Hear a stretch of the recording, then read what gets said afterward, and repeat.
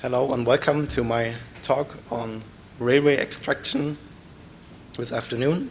My name is Herold, as Casper said, and I present this work on the behalf of Reinhard Beger and Marco Neubert, my fellows who did the paramount part of this work.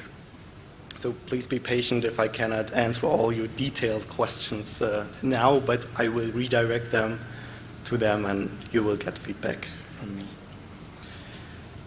Okay, as always, I will start with a motivation why we do this, describe our input data, our approach, and come up with some conclusions.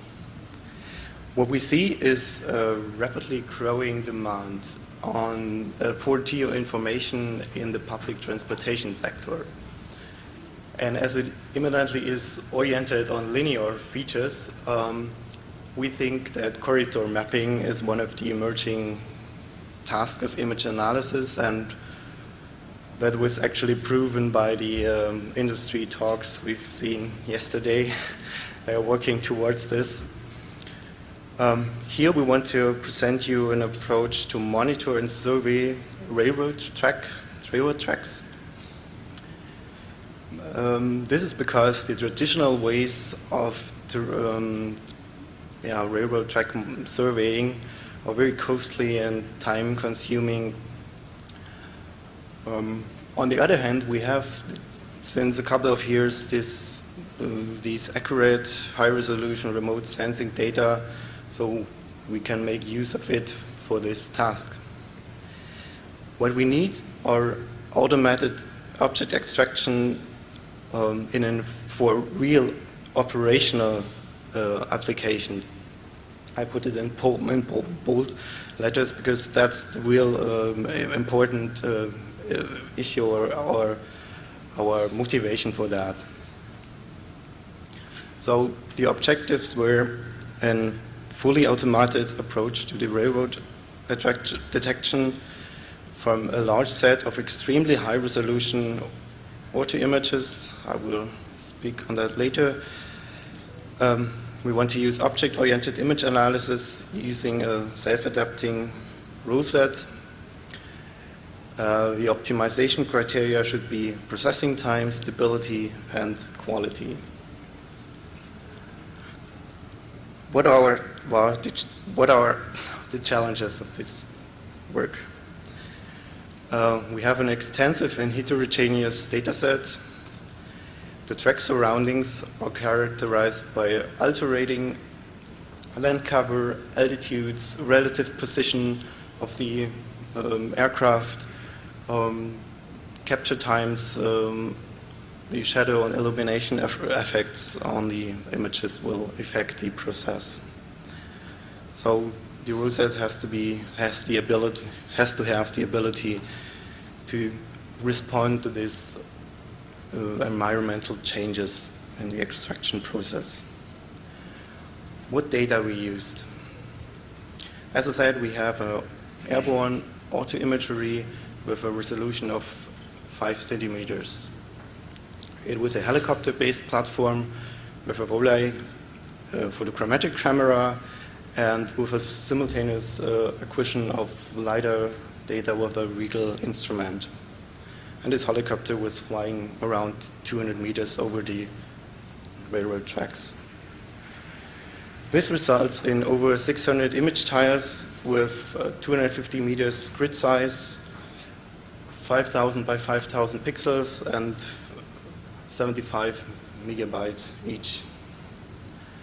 As ancillary data, we could use the trajectory of the aircraft to delineate the course railroad track to narrow or search area down. And who is familiar, for those who are familiar with the region, our investigation area was the railroad line Kufstein to Brenner in Austria. Now I will explain our workflow. We have on the right-hand side the input from the camera, from the instruments, the auto imagery, and the LiDAR point cloud. And the flight path. I'm going to talk only about the first part of it, because that's the focus of the conference, and the second part has already been published in our paper, Bega et al. In 2011. So I will speak about the image analysis that results in a railroad track mask that was used in order to classify the laser point files.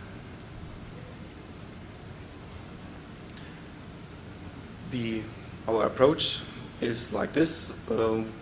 As I said, we need a self-adaptable process tree that adapts to the characteristics of each of these 600 image files. It was implemented in the cognition network language, and down here we have the three main segmentation steps. We first apply the chessboard segmentation in order to narrow our area of interest. Then, in order to adapt to local scene characteristics, we tile this in a quadtree segmentation. And in the end, we apply for each tile multi-resolution segmentation in order to get the railway tracks. Before segmentation, we employed an Lie sigma filter to have an edge image layer, which helps us later in the multi-resolution segmentation. Chessboard segmentation, as the first step, we buffered the trajectory of the flight path by 20 meters. That describes roughly the course of the track. You see it here as the green area.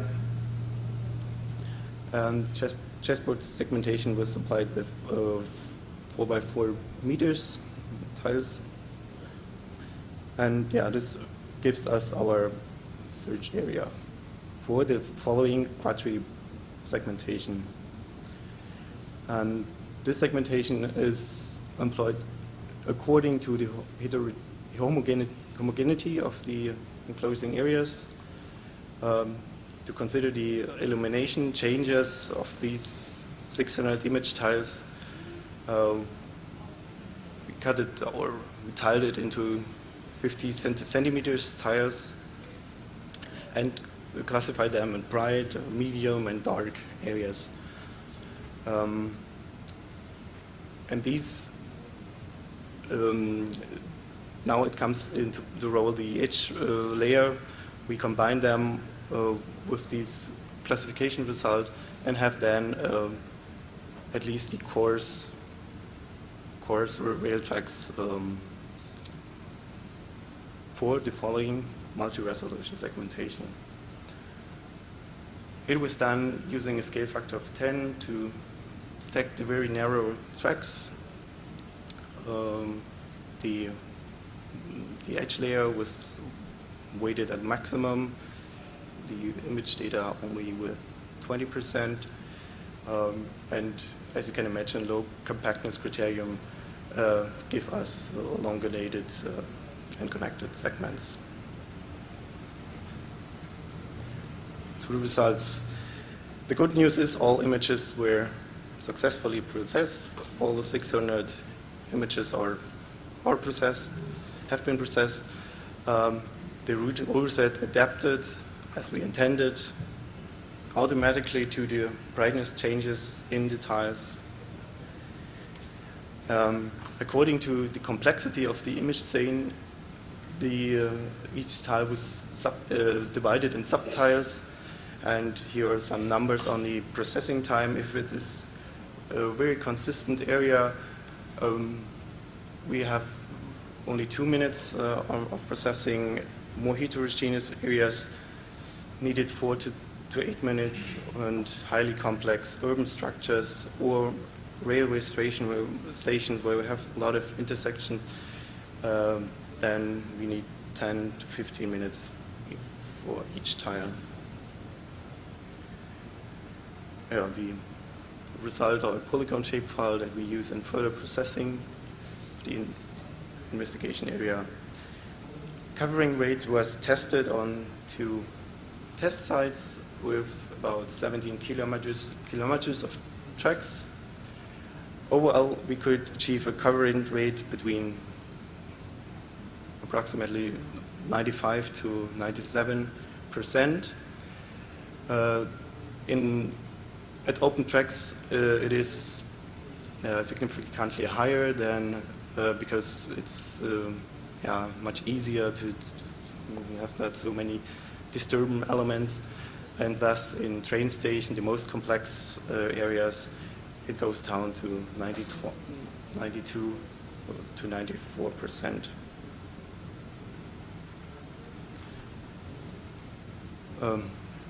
Later, the post-processing applied in order to get these mistakes out of it. Conclusions. We could show that it is possible to build an adaptive rule set in object-oriented image analysis for very heterogeneous and large data sets. We could achieve a high covering rate. However, the resulting positions of the track lines do not fulfill the requirements of a geodetic accuracy that can be achieved by a terrestrial survey. Therefore, we only use them as basis for the subsequent extraction of the railroads and infrastructure objects from the LiDAR data. So it's only a pre-step in order to narrow our search radius for the classification of the LiDAR points. It's a pre-classification step. Yes, and the future work and research will focus on the improvement of how we can describe the seeing characteristic in order to improve this covering rate.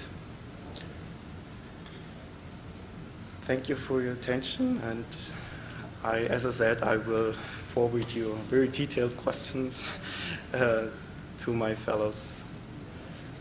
Thank you. Thank you very much.